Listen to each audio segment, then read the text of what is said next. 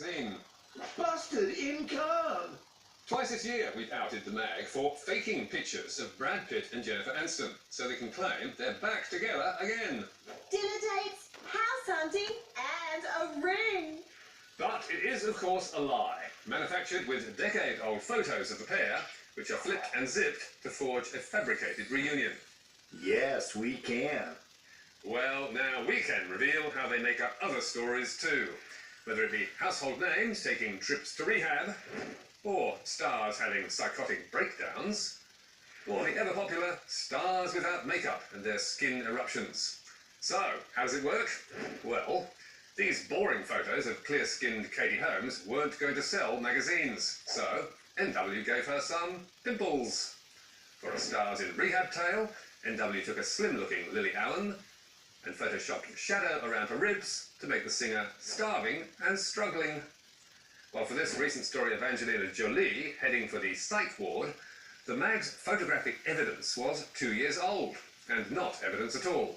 Jolie was actually at a refugee camp in Athens, attempting to stop children being crushed by a crowd. Little wonder she was stressed. But NW cut out the kids and darkened her cheekbones to give her a haunted look, so she was frail and on the edge. So, are these isolated examples? Not according to several senior staff at NW, now no longer with the company, who have spilled the beans to Media Watch. A former art staffer, for example, told us, "We would make women fatter or skinnier based on the story that we were selling."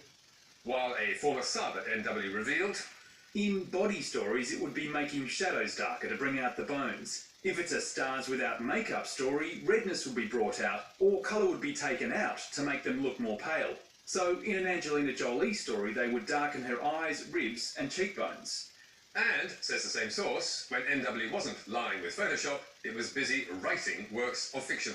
"When I started, these things were based around an element of truth, but gradually it just became more making things up. It got to the point writers were making up quotes and sending it off to the agency to approve." The agency in question is an LA-based news and photo firm called Coleman Rayner, which caused a recent royal scandal by staging pap shots with Meghan Markle's father in the run-up to that wedding. So, how did it help? Yet another former staffer told Media Watch, We would email them and say, can we get away with saying this? The general idea is that if we got it in writing, it lessens the legal responsibility. You can say, no, the source said that's how that was. And we have some of those emails.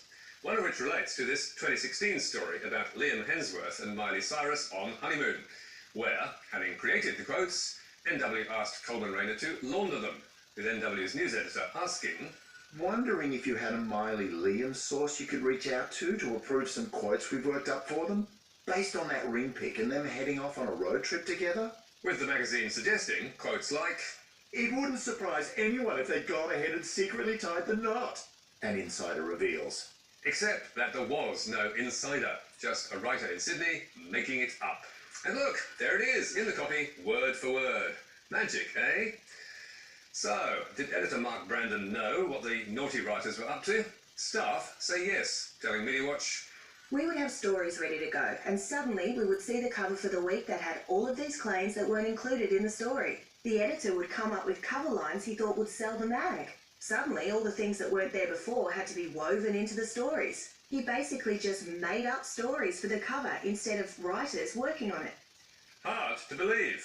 But 2 years ago, editor Brandon admitted he had a pretty relaxed approach to the truth in his mag, telling Media Week, They asked, what's your strike rate of getting things right and what's your strike rate of getting things wrong?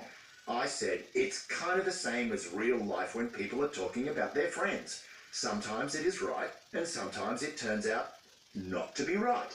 except NW is put together by professional journalists and sold at $5.20 a pop to some 52,000 people, so it's hardly two neighbours gossiping over the fence. One question raised by all these lies and fakery is why hasn't the mag been hit with multi-million-dollar defamation suits like Women's Day? It seems because they mostly target foreign celebrities who never see what's being said about them. As another former sub told us, We wouldn't go hard on Aussie celebs because they would read the mag. but the bigger question is how the hell do they get away with it? Because surely they're defrauding readers too. Some legal experts believe their lying and cheating might be covered by the Competition and Consumer Act, even though news organisations are broadly exempt. but no one has yet tried to take them on. And in the meantime, the crime is catching on. Here's last week's edition of Woman's Day, also owned by Bauer Media. Brad and Jen's romantic Parisian reunion. The former couple take time away from LA to reconnect in the city of love. Can you believe it? Answer, no, of course not. The photo of Brad was taken in New York when his Netflix movie premiered in May last year. And Jen was snapped this April alone outside her favourite Parisian restaurant, Nello, also in New York.